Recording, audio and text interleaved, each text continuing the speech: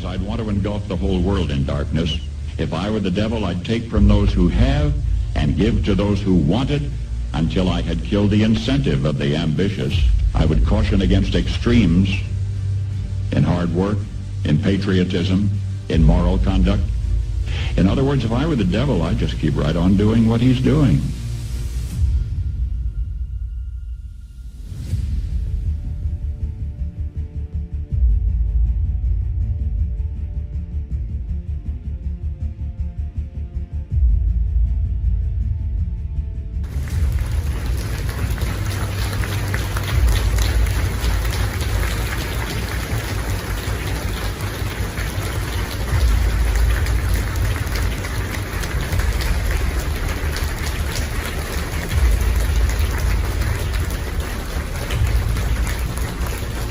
Hello, I am Xi Jinping. I am here to be your overlord in America. We will take all of your property and take it to China. 我爱习近平，我爱习近平。对不起，对不起，对不起。Started a little Italian Chinese. Oh, we're trying to do our best with our Chinese accents. Who was better? The Italian Chinese? That's why I'm not in China. My Chinese accent does not do well. That was Xi Jinping getting a standing ovation from corporate overlords. We got BlackRock in the crowd, Blackstone, Apple. Basically all the large corporate, Boeing, all these large corporations that sell us out to China and clearly don't want our energy and our manufacturing being done here. Why do you think that is, Micah? They're bought and paid for. There's so many ways that China bribes our officials. They've infiltrated a lot of our different. They've infiltrated a lot of our businesses. They have taken so many of our American companies, stolen their intellectual property, and then hold a gun to their head saying, hey, if you want to do business in China, you better give us everything that we want and love China. We saw it with Tesla.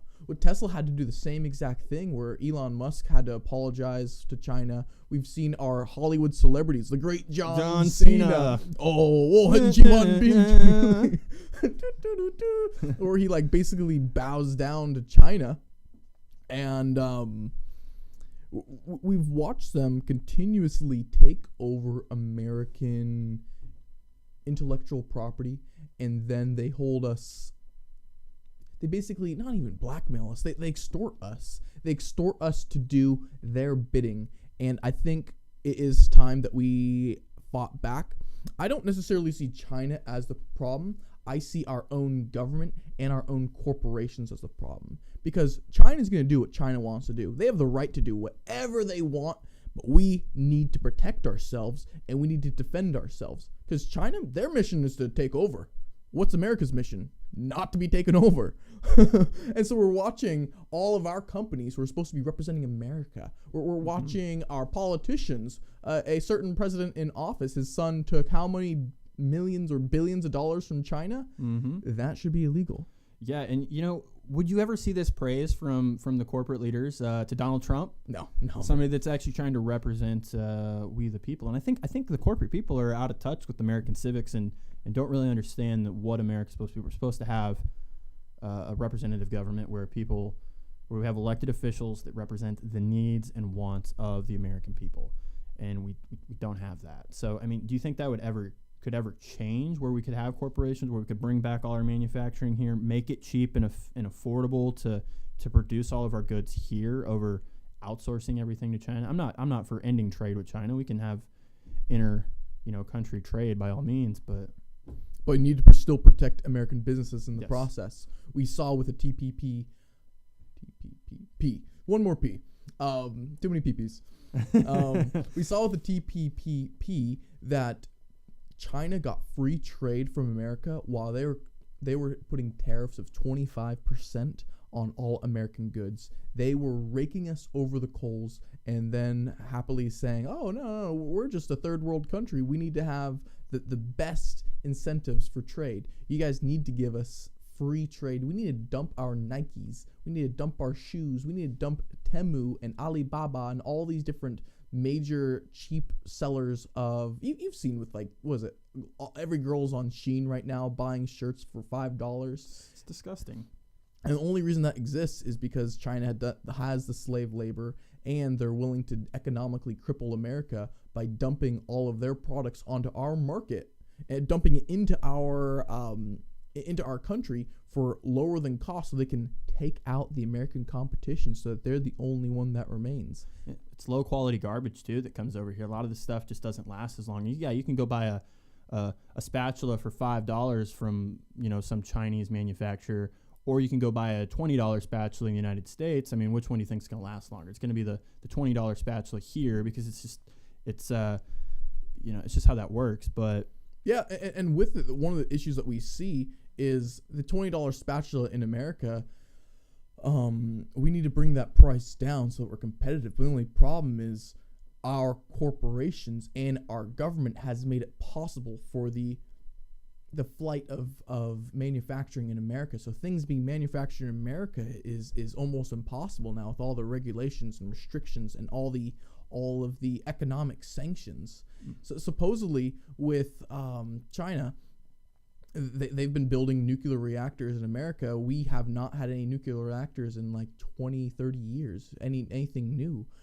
That's one of the biggest issues, is our deep state, our own government has been basically blocking every single way for Americans to grow, for Americans to innovate, and basically allowing China to eat our lunch every single day. Yeah, and the corporations aren't doing anything to help move forward the American people.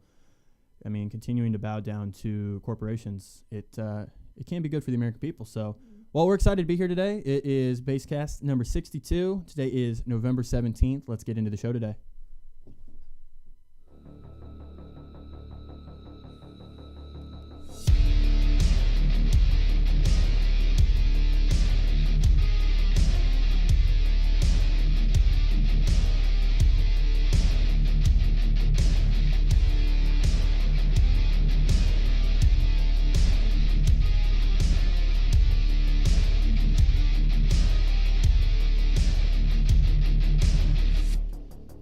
All right, ladies and gentlemen, welcome to BasedCast. We are Base Boys Media, and we are holding the most based podcast on the earth. Would you agree with that? I do. Especially after yesterday. Yesterday, we went hardcore based. We went hardcore based. So we're glad you're tuning in with us today. Again, it's November 17th, the year of our Lord, 2023. We're going to be covering Donald Trump today. His gag order was lifted. It's about time. About time, man. We just discussed the corporate overlords. We're bowing down to China. We have some new revelations in the George Floyd case. We're going to cover a little bit of that and kind of tie it into how corrupt our justice system is, and kind of the incompetence of our jury systems as well. And then we got a couple other clips to cover as well that will blow your mind. So I'm glad to be here today. Let's get into our first story. What do we got on the docket today, Micah? We got a couple interesting things. I'm very excited about the Donald Trump story because it shows that he's got his voice back. It's time that we actually had a equal justice system for all, instead of putting all of the weight on Donald Trump, not allowing him to speak and not allowing him to defend himself in the court of public opinion, because he's not allowed to talk about the case. But who is? The judge, the judge's wife, Letitia James. Everyone's allowed to talk about the case and put out their own propaganda, but Donald Trump isn't allowed to even talk about it. He isn't allowed to say, hey, this is a broken system. So right. I'm happy to see it. It's good. So the Trump gag order was lifted.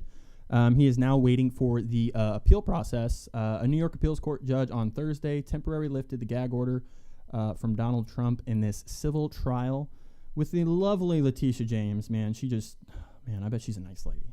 Oh, she seems like a nice lady. She seems like a great person to Very great person. So he was gagged last month, as you know. We covered yesterday the mistrial. He's appealing for a mistrial because the conduct of the judge and the law clerk, Allison Greenfield.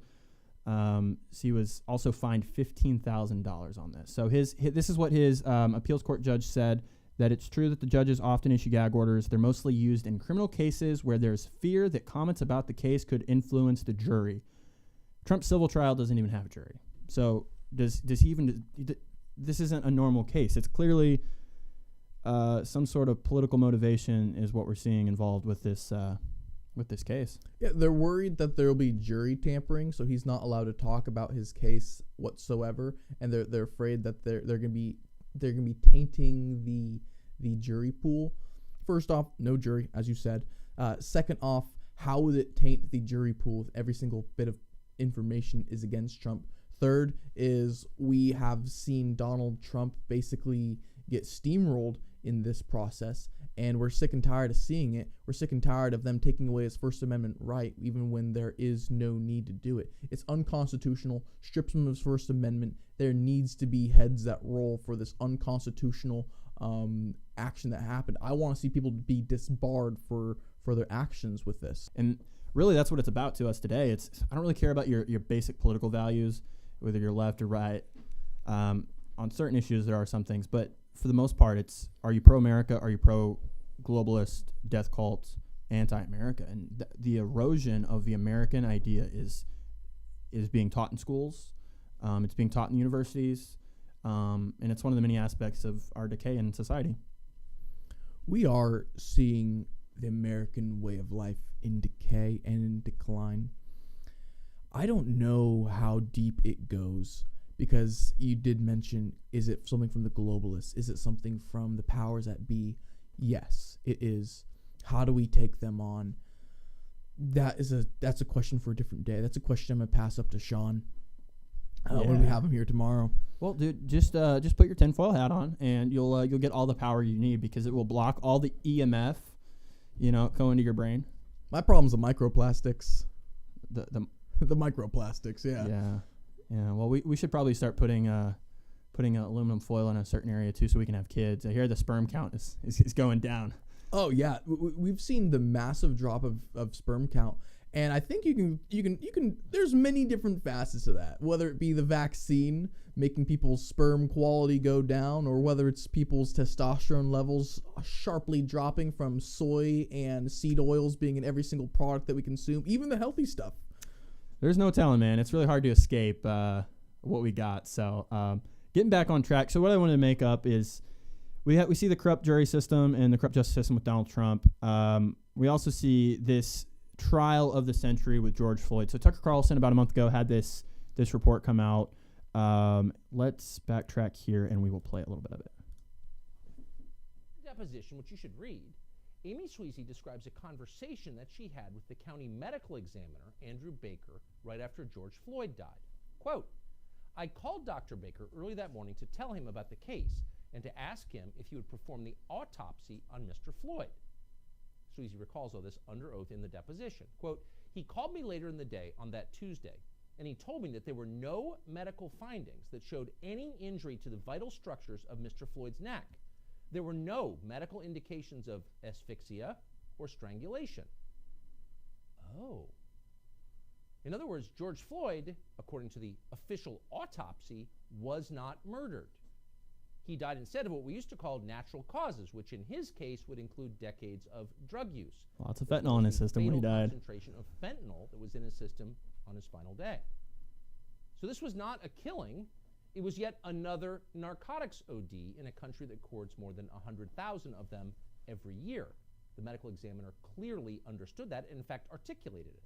And Sweezy explains. "He said to me," she recalls in the deposition, "Amy, what happens when the actual evidence doesn't match up with the public narrative that everyone's already decided on?" And then he said, quote, "This is the kind of case that ends careers." In other words, everyone lied about it from the very beginning. The people who knew the truth hid the truth and allowed the revolution to proceed. Now they've been exposed. Now we know the truth. What happens next? Well, they're going to ignore it. The Biden administration just issued a long purple statement celebrating George Floyd's birthday. He's a martyr. Yeah, it's really sick that this guy is a martyr for, their racial narrative, and they're putting up statues of this guy. Disgusting. But the point I want to make of this is what the evidence was there. The incompetent jury, what the police department was doing to lie about the information.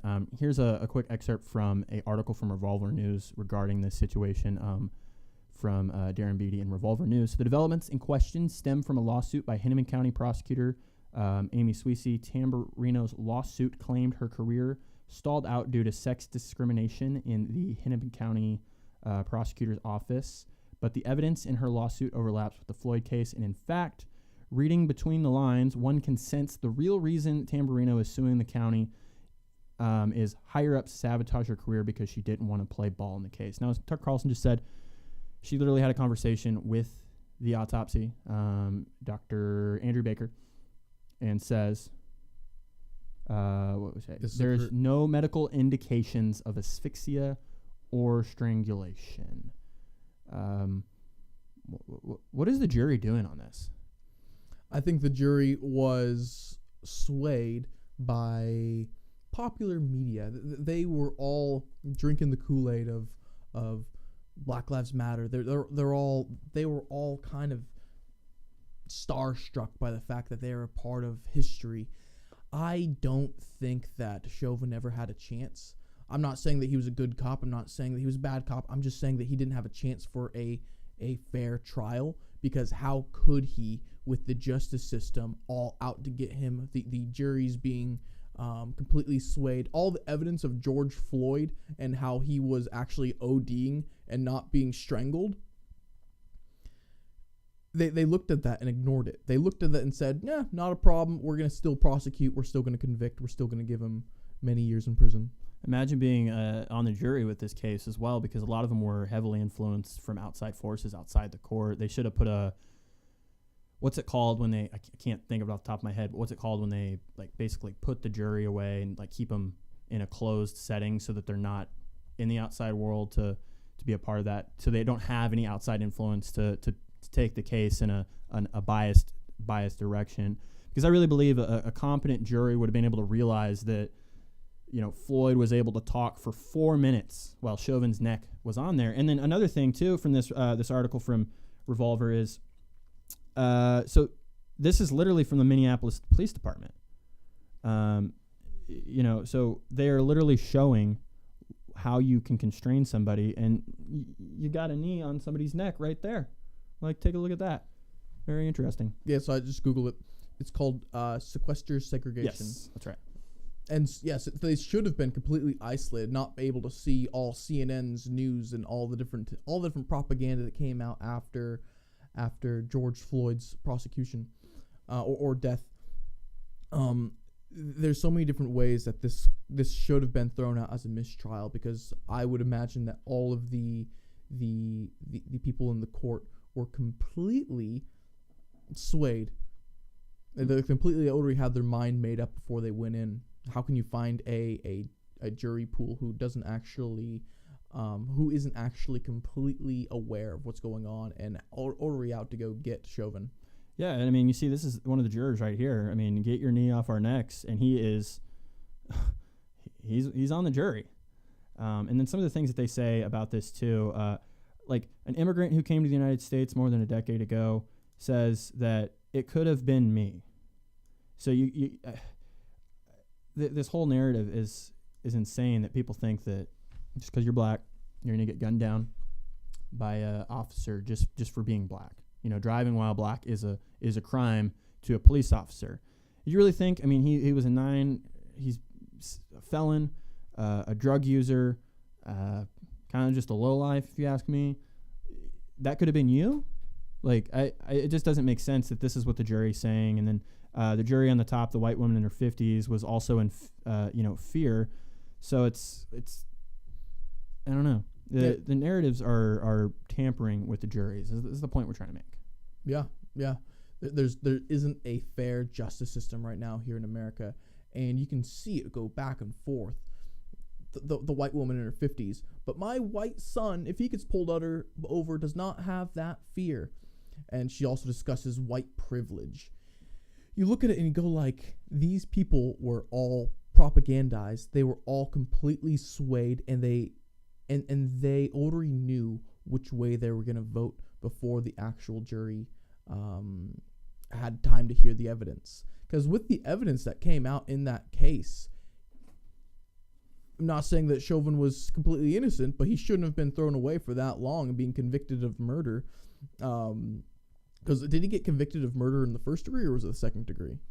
I don't remember the exact charges. You should look that up. But yeah, I'm gonna pull it up real quick. The thing is they're benefiting. These criminals are benefiting from an incompetent jury, where we have Donald Trump being completely destroyed. They're destroyed, and it's like it's just totally two-tiered, and that's why we wanted to cover this today, essentially because it doesn't add up, and the quality of these juries is no good. Yeah, I'm seeing here that Chauvin, he was arrested, and his trial, he got second-degree murder. I believe at the first point they were going for first-degree murder, but then they dropped it down to second-degree murder because they couldn't prove intent. But there's so many different things that happened during that year of 2020 in which I think it did break a lot of America's psyche, lock them away for a couple months, and then show them the death of a man, and then hit them with the hardest propaganda campaign ever seen by saying, "Oh, Black Lives Matter." Berman. So I want to get into this clip, man. This clip goes fire with Vivek Ramaswamy. He really lays it down on the line on this. The CNN reporter. Let's take a look.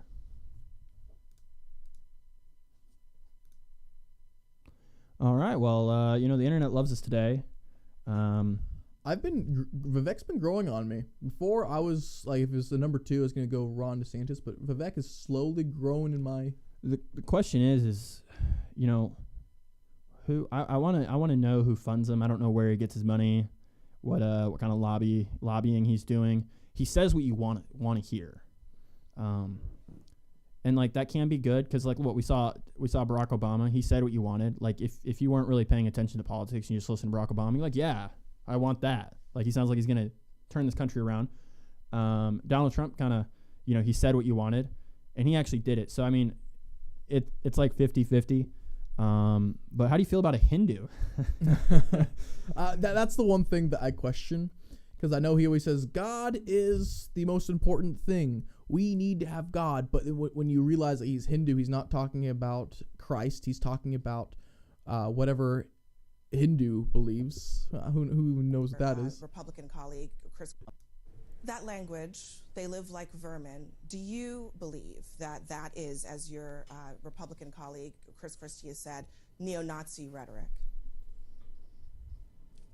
This is a classic mainstream media move. Pick some individual phrase of Donald Trump, focus on literally Just that watch word your facial expressions. without actually interrogating the substance of what's at issue. The word was chosen for a reason. We are in the middle of a cultural war in this country. The well, word you know was what? chosen for a It's reason. actually describing a series of behaviors. You have Antifa and other related groups that have been burning down cities for the last 3 years in this country. Would you describe them as Wildly vermin? violating the rule of law. We have an invasion on our southern border. We have millions of people crossing our southern border. Let's talk about the substance of why we have to recognize that we're not in ordinary times. Would you use that language the vocabulary of yourself? the vermin or not is not what's important. Well, I haven't used that language. So So you can would look at my track record on the campaign trail. I talk about the issues. We all talk about them differently. But what I'm not going to do is play some game of focusing on some word that somebody else said without ignoring entirely the substance of what we're actually talking about. A border crisis of historic proportion. Economic stagnation we haven't seen in 50 years. A national identity crisis and a loss of national pride in the next generation that's potentially existential for this country. Let's talk about our dependence on China. Today we're actually talking about Xi Jinping, picking on Donald Trump's word vermin to talk about that status quo. You know what's vermin? What's running around San Francisco on a given day before Gavin Newsom cleaned it up on a dime to roll out the red carpet for Xi Jinping. If he could do that for Xi Jinping, he could have done it on an ordinary day, and yet we're here sitting talking not about the substance of that, but on one word that Donald Trump said in some speech in Miami. This is what's wrong with the mainstream media.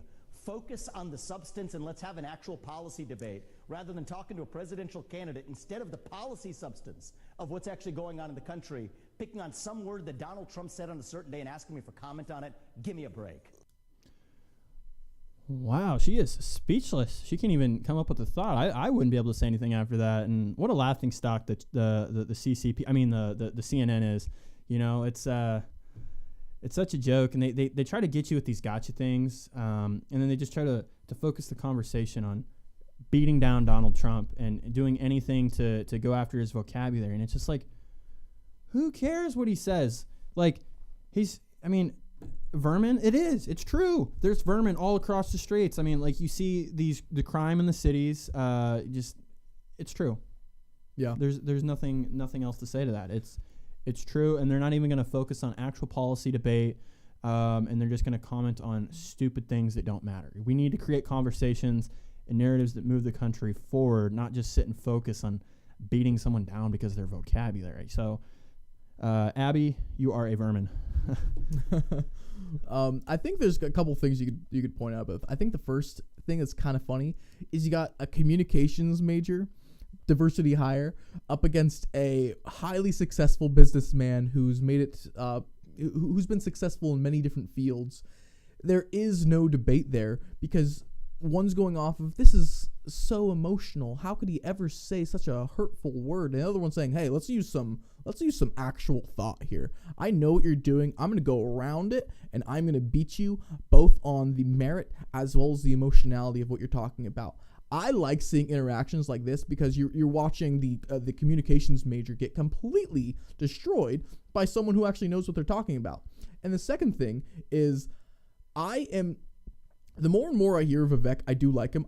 But the thing is, and you addressed this earlier, I want to see him in something a little bit lower, something a little bit less powerful than the president to basically cut his teeth in, so that he can start actually implementing the cabinet position. Yeah, a cabinet position, or even, I don't know, I've heard people talk about this before, VP position. We can see exactly what his policies are. We can see exactly what he implements. We can actually see where he stands on all the issues, because he did come out of left field. He is someone that no one's heard about before this, and I want to see him be tested. I want to see him be completely vetted so that we know as the American people if we can trust him or not, because I love what he's saying, but can we trust him?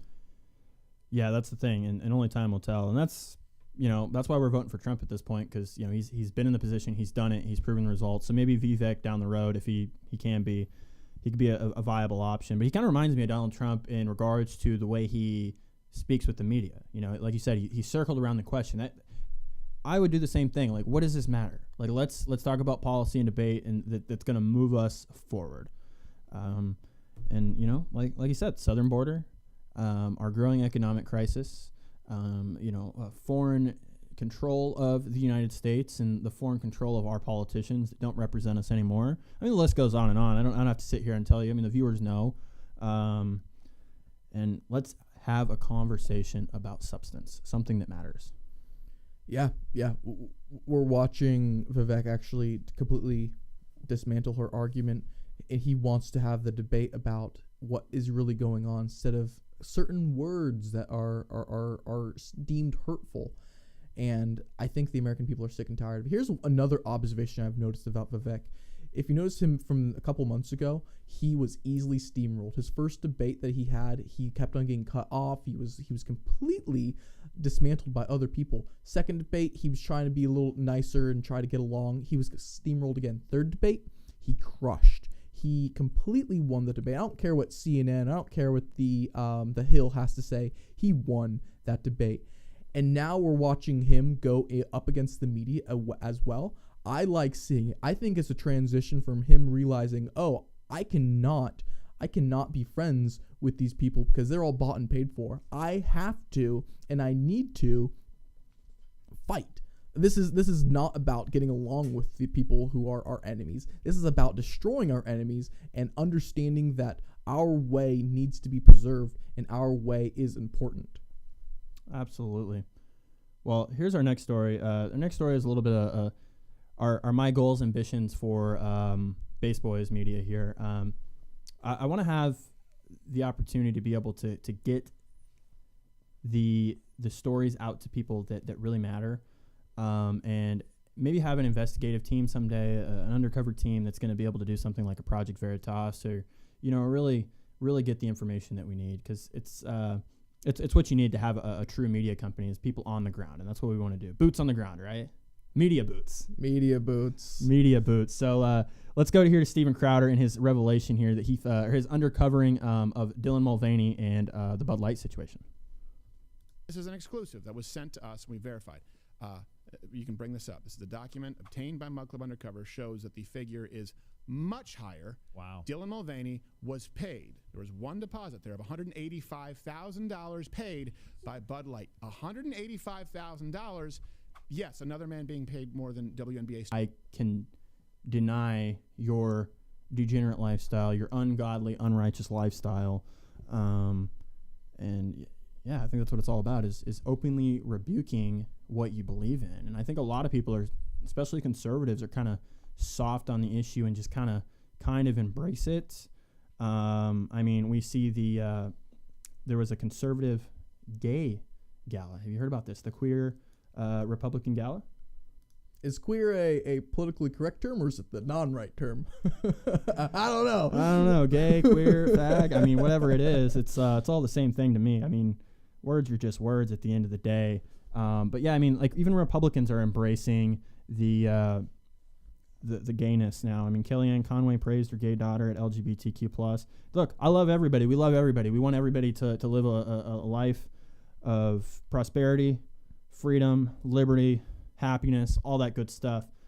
But at the end of the day, this is going to be our most base take. Don't be gay. Don't be. That's the thing. The anus is not a sex organ. One of the things that they want us to do is be like, wow, you're gay, you're trans. I'm so proud of you. You're making the right move. It's good for you. But I can't do that. Well, like I said, I accept all people. It's kind of look at what we were talking about yesterday with the teen takeovers. I don't like seeing the black community completely deceived. I want them to be saved. I want them to be prosperous. I want them to do well. And degeneracy is the greatest thing. We don't battle against flesh and blood. We battle against spirits and principalities. It's the same thing that's going on with this gay movement. Is they want us to clap and cheer and applaud and welcome them with our open hearts and say, do you know, you don't need to change. Your sinful life is perfect just the way you are. That's exactly the way God made you, but it's not. God did not make you that way. God did not intend for you to, have gay orgies with a whole bunch of other men. That's not God's plan for you. It's not. Oh, man. I know. I'm preaching to Zayn right now.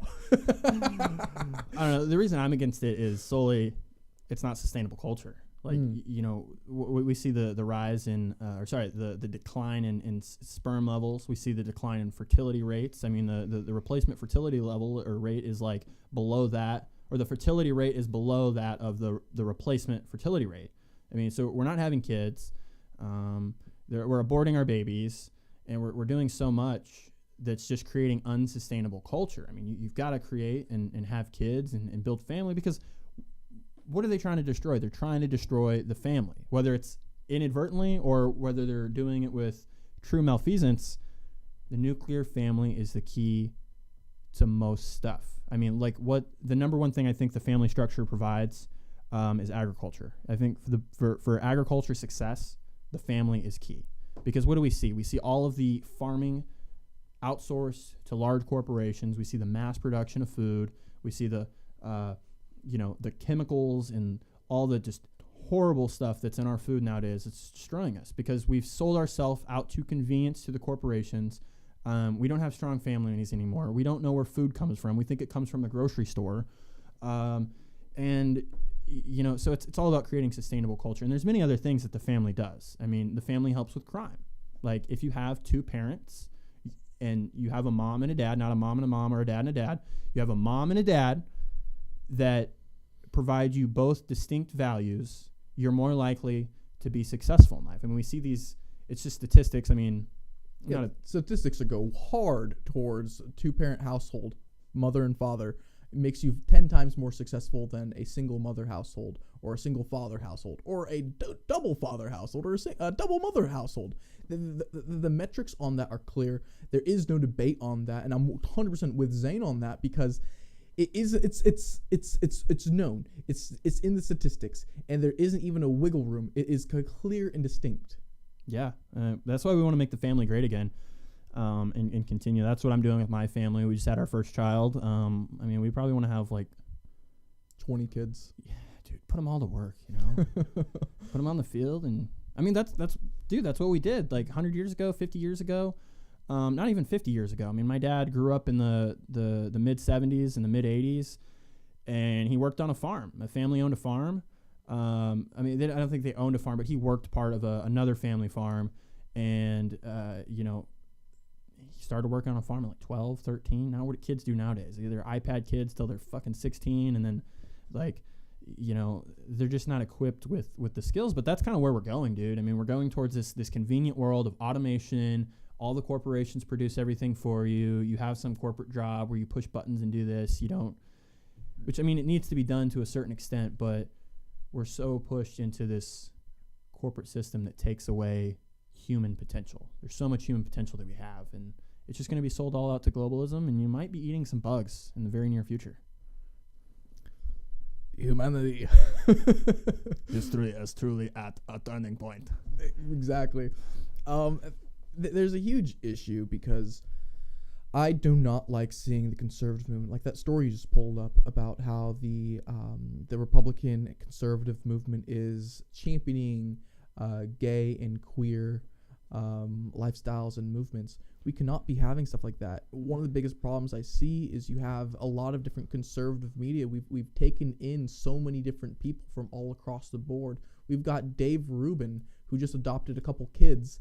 And what's up with that? We basically are applauding, saying, wow, that's awesome that 2 homosexual men have adopted multiple children. And he's part of the conservative side, right? Or he seems to be conservative. I know he's more liberal. Like, he kind of woke up in the last couple years. But this is funny right here. So it says Log Cabin Republicans is the name of the event. More like log grabbing. Log grabbing. Butt banging mud pirates is what we got, man. That's the world that we live in nowadays, and it's just amazing how if all this stuff started happening in the 50s. I mean, people were so much more based in common sense and, you know, sustainable culture and, you know, all these good things. I mean, what does our great friend Stu Peters say about these fudge packing, butt banging, pillow biting, Hershey highway riding, put on your mud flaps and go off-roading, poopy dick loving, bottom banging mud pirates? But about these fudge packing, butt banging, pillow biting, Hershey highway riding, put on your mud flaps and go off-roading, poopy dick loving, bottom banging mud pirates? But about these fudge packing. There it is. Bunch of fudge packing, butt banging mud pirates. Mud pirates. That's a funny term. I love it. Yeah, we have all the best nomenclature. Well, Stu Peters does. Yeah, that's true. We got the best clips of them, though. Yes. So, well, with that, man, I don't have anything else to add today. We're just trying to cover our based opinions and based takes. Closing thoughts today, Micah? Yeah, restore the family unit. I think that's the whole gist of what we're talking about today. Because none of this could happen if the mother, the father are working together in conjunction with raising kids. None of the degeneracy that we see, none of the problems that we see. George Floyd probably would have been a different person if he had a strong figure in his household who was masculine. He needed a strong man who could teach him how to live. We would see the same thing with a lot of other different people. Our justice system would be different. Morals, ethics, and values would be different if a family unit was still intact. But we're not seeing that, so that's one of the things that we're searching for. We're looking to restore, and we want to make it great again.